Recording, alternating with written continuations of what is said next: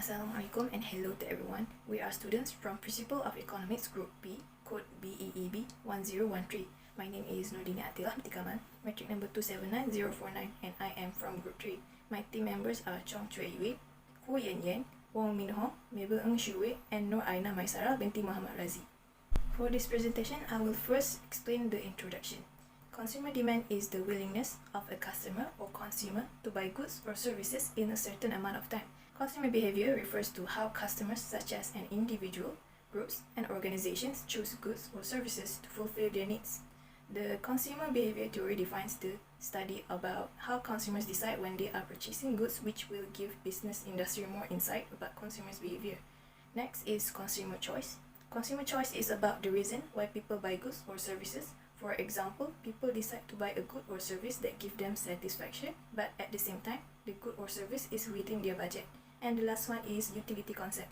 Utility concept is the term used when referring to the total of satisfaction that is gained by using goods or services. Based on rational choice, it is usually assumed that every consumer mainly prioritizes to increase their utility. Next is the objective of the research. The first objective is to observe how respondents from different ages, ethnics, and genders decide when buying goods. Next, to identify what is the preferences of respondents when they are choosing to buy goods. And the last one is to see the behavior of consumers when purchasing goods in certain situations. Next is the methodology. Our group used 4 kinds of methodology. The first one is questionnaire survey. In our questionnaire, there are a variety of elements that influences their demand behaviors. The total number of questions provided was 14 questions overall. The questionnaire was separated into 3 parts, which is Part A, Part B, and Part C. The second method is data collection. Data was obtained through the questionnaire survey, which in the form of PDF format. We send the PDF format questionnaire through WhatsApp to groups as well as personal messages. The third method is sampling method. The respondents were informed that they had the right to answer the questionnaire and that the idea of voluntary participation had been fully explained to them. And the last method is data analysis. The first step in data cleaning is entering all of the survey data and questions into Microsoft Excel. As a result, we must examine the identification of the type of each question, which includes categorical, numerical, rates, and strings, as well as consistency of the question type using Microsoft Excel. Hi and good day, madam. My name is Chong Shui Yun, metric number 278963. Now I am going to discuss about respondent background. Gender.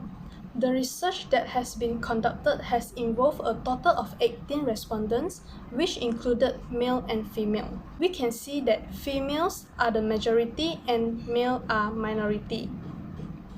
There are 8 respondents who are male, while there are 10 respondents who are female from a total of 18 respondents.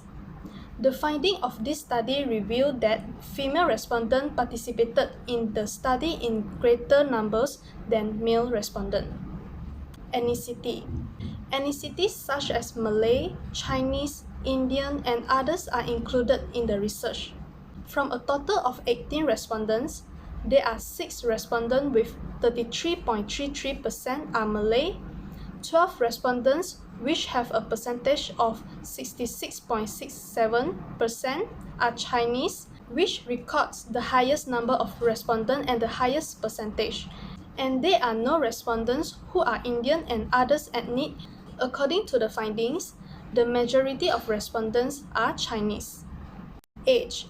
The age of the interviewees was also involved in this research. There are 4 choices that can be made by our respondents, which are the age below 30, age between 31 and 40, age between 41 and 50, and age above 50. According to the chart, it records the highest number of respondents, with 12 respondents having an age below 30 with the highest percentage of 66.67%. There are no respondents having an age between 31 and 40, 2% having an age between 41 and 50, and with the percentage of 11.11%. And 4 respondents are involved in the age above 50, which contributed a percentage of 22.22%. This finding has shown the majority of the respondents are below the age of 30. So that's all from me, thank you, and I will pass the presentation to the next member. Next, we will talk about the part B, customer behavior 1. The first statement is, I prefer to purchase goods or products depending on their brands. There are half of respondents that prefer to purchase goods or products depending on their brands. The reason is, if the price is same, the preferences of respondents will make the demand change. This is because more respondents is willing to purchase a good or products depending on their brands, assuming that both are in their best condition. The statement 2 is, even if the price is high, I'm great if I can buy branded goods. We can say that more than 1/3 of respondents agree that they can buy branded goods even the price is high. The reason is, based on the demand law, the respondent will not change their demand even the price is high because of their personal preferences. The respondent will buy the life necessity that they need even the price of life necessity is increased. This is because these things are important to them. The third statement is, if my income rise, I will increase my purchase of goods. There are 8 respondents agree that they will increase their purchase of goods when their income rise. The reason is, based on the law of demand, income counts as one of the determinants of demand. If the price of goods is same, when the respondent incomes rise, their ability of purchasing increase, thus respondent will increase purchase of goods. Since the respondents' income increase is normally that they wanted to change and update their original lifestyle, and they will increase to purchase of goods. For statement 4, there are 8 respondents agree that they will increase their purchasing of goods when the price of goods is low. Based on the law of demand, if the price of the good decreases, the quantity of demand will increase. More respondents are willing to purchase a good with a cheaper price, assuming that both choices are in their best condition. When respondents originally prefer item A even at the original price, when price of A falls, the respondent will increase demand of item A. Therefore, majority of respondents in this statement are willing to pay a lower price for the good they need.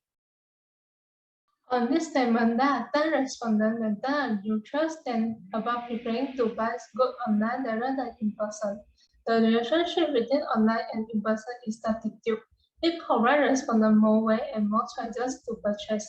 People usually make choices based on the situation or the thing they are purchasing. The in-store voucher will be given when the store is hosting a special event. Offer, discounts, and voucher code to use online as part of their marketing promotion. When the store has discount and offer voucher code, consumers will increase the demand. They will buy the good online rather than in person based on their personal preference. The respondent will buy online when the retailer offers discounts and voucher code. Otherwise, the respondent will buy in person when the store is hosting a special event. We can conclude that majority of the respondents in this statement are willing to pay a lower price of the good they need. For statement 6, tables show that half of respondents agree that purchasing goods online is more convenient and cost-effective. Many third-party websites such as online shopping expert provide exclusive promo code that can only be used online rather than in store. Consumers may be able to find things that will not discount in store for a significantly lower price online. Based on the law of demand, if the price of goods is cheaper online, the quantity of demand will increase. When purchasing online can get discount, the respondent will purchase online. We can conclude that majority of respondents in this statement agree that purchasing goods online is more convenient and cost-effective because they can get discounts and voucher code. My name is Mabel Ong Shui and my metric number is 279652. Now I will present on part C in the questionnaire, which is consumer behavior by comparing two goods. Based on the questionnaire, we are given two goods to compare, which is good A and good B. As we can see here, good A will be referring to McDonald's fried chicken, whereas good B will be referring to KFC fried chicken. Statement 1 states that if the price of good A falls by 50%, I will purchase it. Assumption of ceteris paribus. Among 18 respondents, there are a total of 10 respondents who agree that when the price of good A falls by 50%, they will purchase good A. This is because more people are willing to purchase goods at a cheaper price. Consumers mostly prefer to purchase goods whereby they are aware of its cost. They always have readily available information when they want to purchase any goods. People tend to be sensitive towards any discounts like this because they want to purchase a goods with a cheaper price. We can conclude that in this statement, the majority of people are willing to purchase good A compared to good B. Statement 2 states that even if the price of good A is high, I will still purchase good A. Assumption of ceteris paribus. Half of the total respondents responded neutral towards this statement. This is because more people are willing to buy good B compared to good A, but there are some consumers who are willing to buy good A even if the price is still high. Factors that will affect the demand of the good are based on consumers' personal preferences, lifestyle, and personalities. People are willing to choose good A just to fit their own original lifestyle or their personality. They are already used to the taste of it and they will be determined of choosing good A. So we can conclude this statement that the majority of people neither choose good A or good B. Statement 3 states that if the price of good B rises by 50%, I will purchase good A. Assumption of ceteris paribus. There are a total of 11 respondents, which is more than half of the total respondents agree on this statement. It is quite obvious that there are competition between good A and good B. Good B is a substitute of good A. This shows that the consumers are willing to switch to other or cheaper alternatives if the original goods are way more expensive. The price difference may cause consumers to switch brands, and normally people tend to prefer lower cost goods, whereby they can still get the similar products at a lower price. Thus, we can conclude that most consumers will choose to purchase good A compared to good B for this statement. According to statement 4, if my income increases by 50%, I will purchase good A. Among 18 respondents, the majority percentage is 50%, which remain neutral if the consumer's income increases by 50%. This can be explained by if their income increase, it will not affect their normal choice of purchase. Also, people tend to have flexibility on purchasing goods. They get to decide which brand or which goods they want to purchase without considering their selling price because they know that it is affordable. When income rises, people's willingness to purchase increase too. So in the conclusion, 50% of respondents who remain neutral would prefer neither good A nor good B. They will still consider other factors as well. Next is statement 5, which states that if my income increases by 50%, I will purchase both good A and good B. So the majority of the consumers agree to purchase both good A and good B by the total 44.44%. Based on low demand, income count as one of the determinant of demand. Good A and good B are considered normal goods because they are daily necessities. When their income increase, their ability to purchase increase. Thus, consumers will want to buy both good and try them together.